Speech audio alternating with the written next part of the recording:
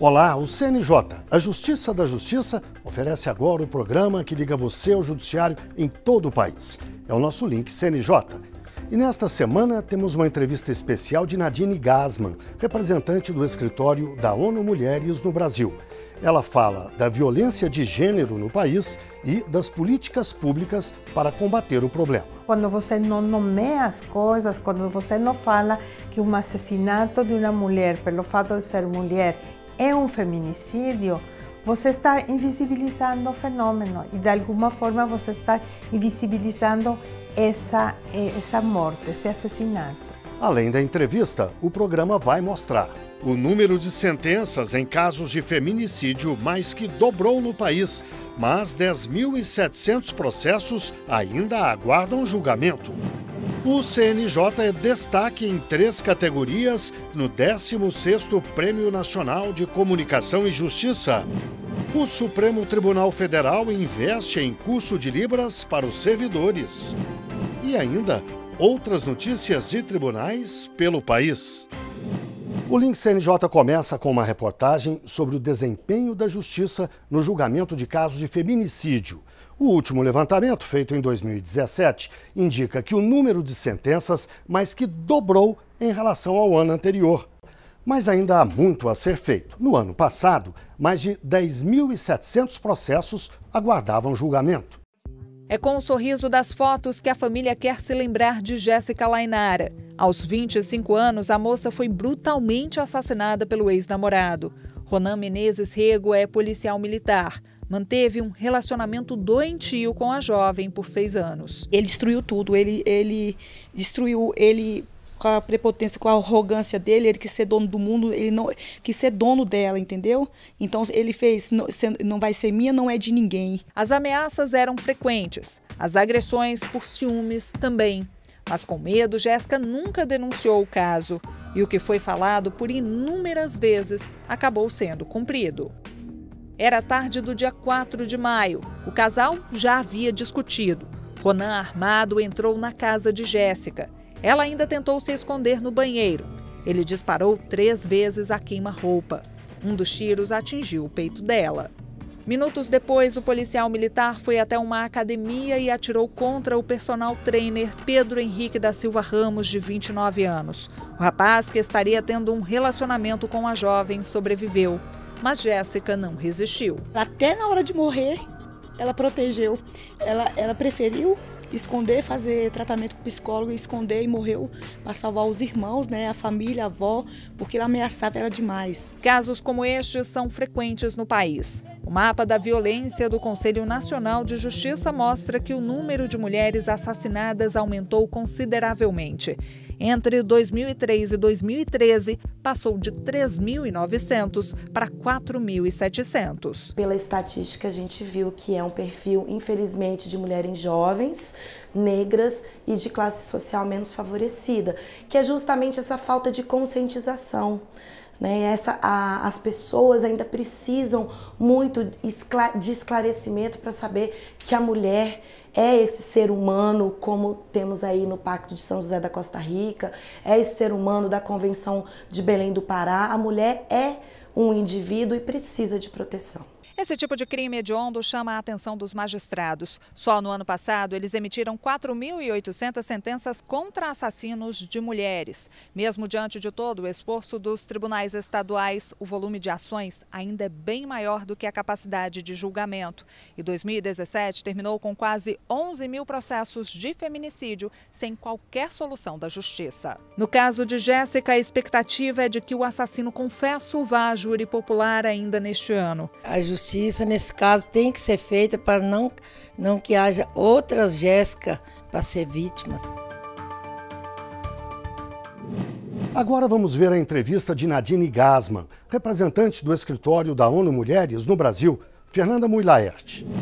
Nadine, muito obrigada pela participação no Link CNJ. Um prazer estar com você. Eu começo perguntando sobre a situação das mulheres vítimas de violência, não só no Brasil, como no mundo, de um modo geral. Tanto no Brasil como no mundo, a violência contra as mulheres é um dos direitos humanos mais violentados. 1 de cada 3 mulheres tem sofrido algum tipo de violência na sua vida.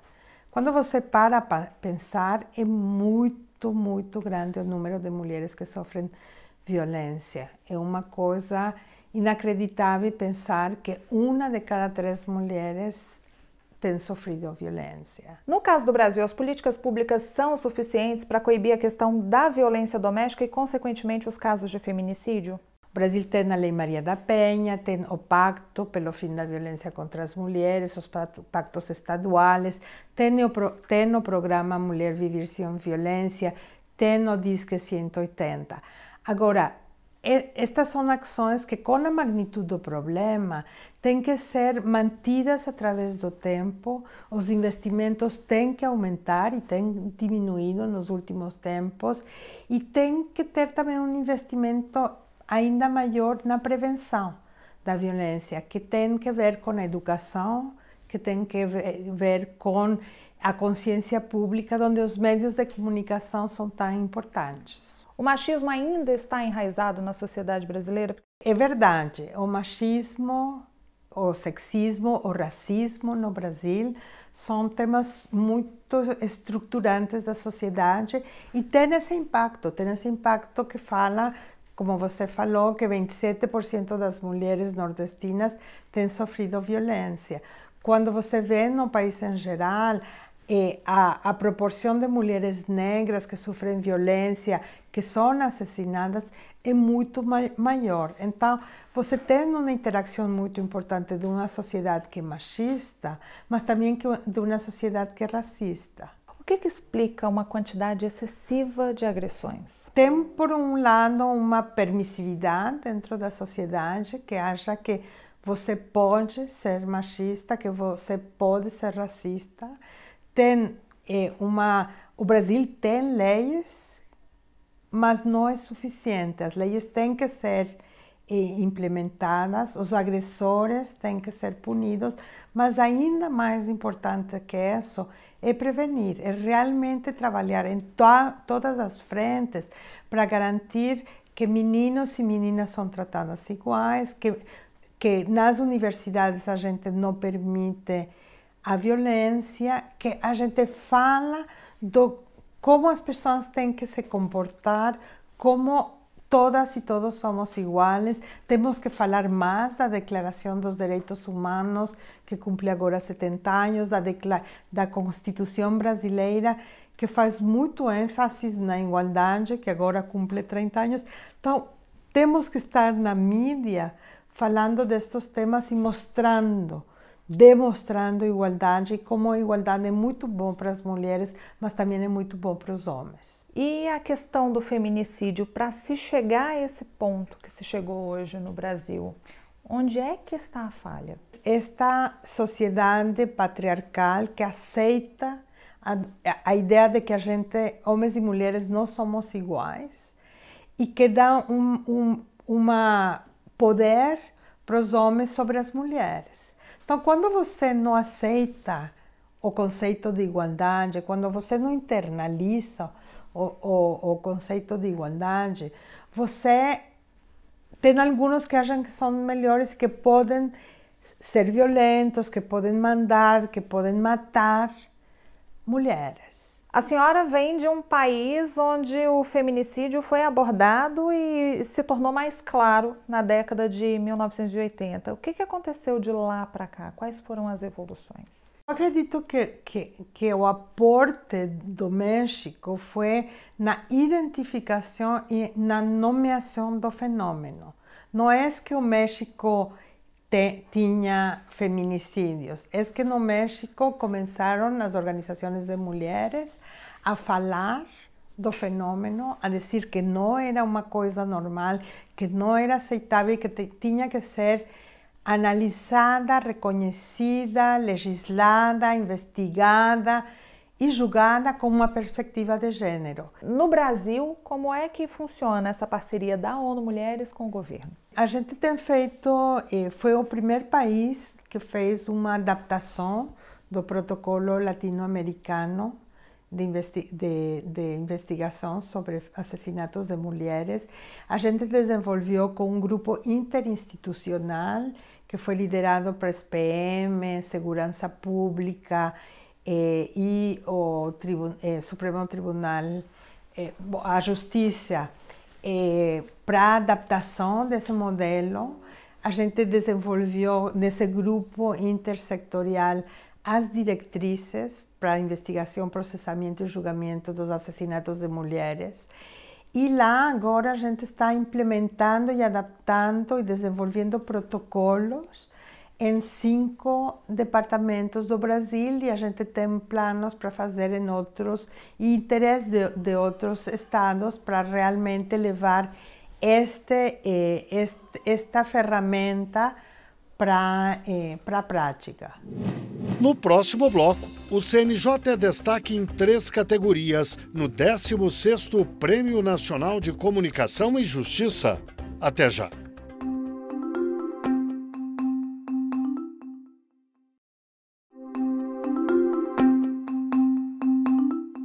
O Link CNJ está de volta. O Supremo Tribunal Federal investiu em um curso de Libras para os servidores. Fernanda. Guilherme, a língua brasileira de sinais tem pouca visibilidade, mas é importantíssima para cerca de 10 milhões de pessoas no país que, segundo o IBGE, tem algum grau de deficiência auditiva.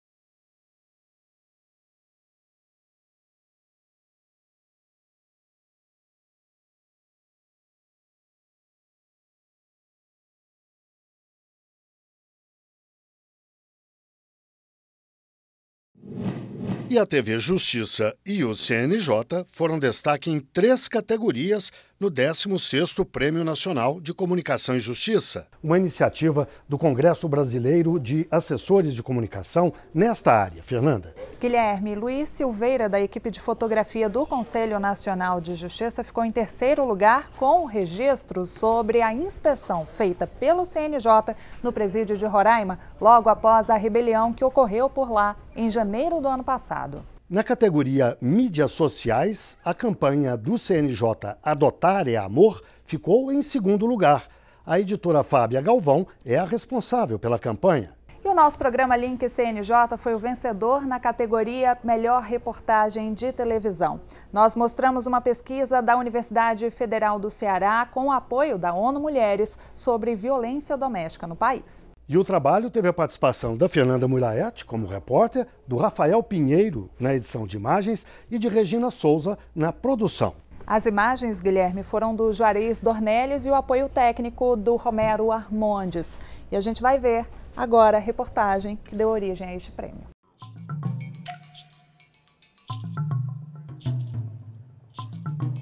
Foram 12 anos de casamento, pelo menos 9 de agressões. Os maus-tratos levaram esta mulher a pedir a separação do marido, mas o que era para ser a garantia da liberdade. E daí começou mesmo o inferno, que aí ele começou a seguir onde eu estava, ele ia. Ele falava todos os dias que ele ia me matar. 29 ocorrências contra o ex foram registradas. De nada adiantaram e ela acabou sequestrada. Para me comer, eu era obrigada a ter relação com ele. Né? Então eu tinha que eu sabia que dali ele poderia fazer alguma coisa comigo, né? Aí o que eu fazia? Tentava manter a minha calma e falava, e entregava na mão de Deus. Seja o que Deus quiser agora, porque não vai adiantar fazer nada. No Brasil, a violência contra a mulher é uma realidade alarmante. Quando o recorte é feito na região Nordeste, os dados preocupam ainda mais. 27% delas, com idades entre 15 e 49 anos, relataram ter sofrido algum tipo de agressão, seja ela física, sexual ou psicológica. 17% afirmaram que foram espancadas pelo menos uma vez na vida.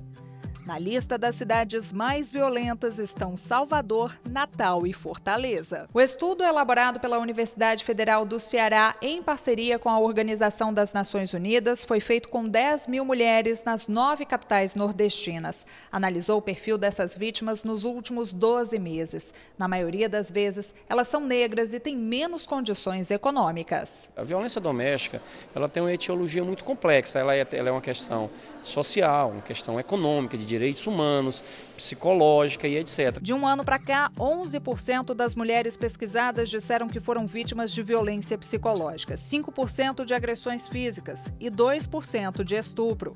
Isso sempre no ambiente doméstico ou familiar. O perfil do agressor é geralmente o parceiro atual, o ex-parceiro ou namorado. Então, mais de 90% da agressão enfrentada por essas mulheres vem exatamente dessas pessoas, ou seja, é um tipo de violência, realmente de violência doméstica. Nem as mulheres grávidas estão livres de parceiros violentos. Entre as que sofreram agressões físicas durante a gestação, 77% são negras. 24% souberam de casos de violência contra as próprias mães. Quando o assunto é o impacto no mercado de trabalho, 23% das vítimas recusaram ou desistiram de alguma oportunidade de emprego porque o parceiro era contra.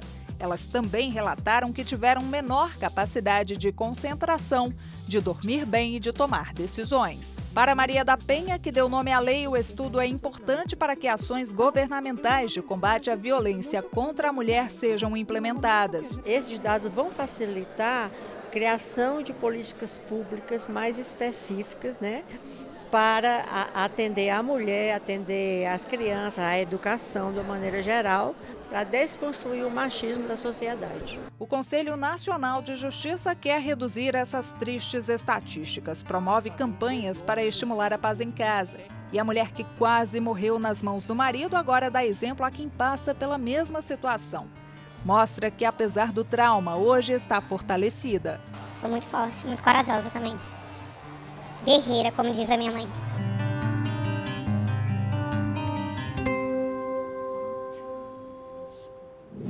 É hora do nosso quadro Oitiva. Hoje nós perguntamos: quando uma mulher é presa, como fica a guarda dos filhos dela? Letra A. A mulher perde a guarda porque, afinal, é uma pessoa condenada. B. A guarda é apenas suspensa até o cumprimento da pena e as crianças passam à responsabilidade do Estado. C. A guarda fica suspensa, mas as crianças passam à responsabilidade do pai, de parentes ou de amigos da família. A resposta certa você vai ver a seguir. E você vai ver também as notícias do CNJ e de tribunais pelos estados. Já, já.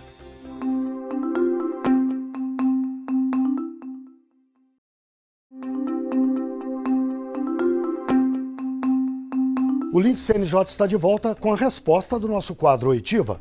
Hoje nós perguntamos: quando uma mulher é presa, como fica a guarda dos filhos dela? A resposta certa é a da letra C.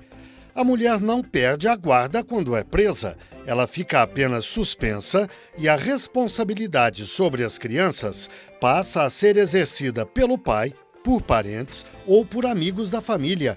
Cumprida a pena, a mãe volta a ter a guarda e o poder familiar. Agora vamos às notícias do CNJ. Nesta semana, o Conselho Nacional de Justiça fez a última sessão do primeiro semestre. Logo na abertura, a presidente do CNJ e do Supremo Tribunal Federal, ministra Carmen Lúcia, lembrou que os julgamentos estão suspensos por 4 semanas, mas afirmou que as demais atividades e o desenvolvimento de programas e projetos ficam mantidos. O acúmulo de atividades, inclusive, que são realizadas pelo Conselho Nacional de Justiça com os tribunais, que também não têm recesso, faz com que a gente tenha que ter um período durante um ano em que a gente possa ter esse deslocamento para a finalização de programas e projetos que precisam realmente da presença dos senhores conselheiros, da Corregedoria Nacional, que tem feito um trabalho permanente de inspeções em todo o país e que precisa de fazer a compilação dos dados, a própria presidência com alguns programas como o do Cadastro Nacional de Presos. A ministra também fez uma análise das atividades desenvolvidas pelo Conselho. A dedicação dos juízes foi enorme, a dedicação dos servidores também, e o atendimento foi um atendimento voluntário, porque os tribunais têm autonomia para escolher quais são suas prioridades. É hora do Giro pelo Brasil, as informações que chegam de todas as regiões do país. A Justiça brasileira concedeu no ano passado mais de 236 mil medidas protetivas a mulheres. O número representa um aumento de 21% em relação a 2016, quando foram dados 194 mil benefícios. Entre os estados que mais se destacaram estão Goiás, Paraná, Minas Gerais, Rio Grande do Sul e Distrito Federal. A maior quantidade de medidas veio de magistrados da Justiça Gaúcha. Foram 38 mil. Isso significa que 1 em cada 6 medidas protetivas foi determinada por um juiz do Tribunal de Justiça do Rio Grande do Sul. Em relação à população, o Distrito Federal liderou o indicador, com mais de 7 medidas determinadas a cada 1.000 habitantes mulheres. A média nacional é de 2 concessões para cada 1.000 mulheres. As medidas protetivas de urgência estão previstas na Lei Maria da Penha e, além de proteger as vítimas, impõem condutas aos agressores. O número de presas grávidas ou lactantes no país caiu 38,5% nos primeiros 5 meses do ano. O levantamento é do Conselho Nacional de Justiça. Em janeiro, havia 740 mulheres nestas condições sob custódia do Estado. Em maio, esse número diminuiu para 455. Pela primeira vez, o CNJ vistoriou 34 estabelecimentos penais de 26 unidades da federação. O único estado que ficou de fora foi o Amapá, porque lá não há presas gestantes ou em fase de amamentação. O Tribunal Superior Eleitoral e a Delegação da União Europeia no Brasil organizaram um seminário sobre fake news. O debate na sede do TSE em Brasília reuniu especialistas brasileiros e europeus. A Procuradora-Geral da República, Raquel Dodge, falou sobre a importância da informação de qualidade para o voto do cidadão. O antídoto para notícias falsas é o bom funcionamento da imprensa livre, do jornalismo profissional, sem embaraço, a plena liberdade de informação jornalística em qualquer veículo de comunicação social, como assegura o artigo 220 da Constituição Brasileira. O embaixador João Gomes Cravinho disse que esse trabalho exige a integração das plataformas digitais. A plataforma não é neutra, a plataforma tem responsabilidade, em alguma medida, por saber, por exemplo, se há bots, portanto, os robôs da internet trabalhando para disseminar informação. O presidente do TSE, ministro Luiz Fux, falou do acordo firmado com partidos políticos, profissionais da publicidade e agências de inteligência para evitar a divulgação de notícias falsas. Nós temos uma atuação em várias frentes, dentre elas a atuação dos órgãos de inteligência. E citaria um exemplo, foi através da inteligência brasileira que chegou-se aqueles terroristas que pretendiam cometer atentados na época das Olimpíadas aqui realizadas no Brasil. É hora do nosso quadro O que é a Justiça para você? Veja o que pensa o cidadão. Justiça para mim é dar informação para a população, para que ela entenda o que acontece na sociedade, ela saiba os seus direitos e garantias individuais, os seus deveres, para que ela possa cobrar uma sociedade mais justa, mais solidária, e uma administração mais eficiente. Justiça é você levar igualdade para todos, tanto no cumprimento da lei, quanto se criar leis de uma forma que você possa fazer com que todas as pessoas tenham acesso aos seus direitos e tenham esse acesso de forma igualitária. Esta edição do Link CNJ termina aqui. Na semana que vem, voltaremos com outra edição inédita na quinta-feira, às 9h30 da noite. E o programa tem reprises na sexta-feira, às 5h30 da manhã, no sábado, ao 12h30 e na terça-feira, às 7h30 da manhã. Muito obrigado pela audiência e até o próximo. CNJ, a Justiça da Justiça.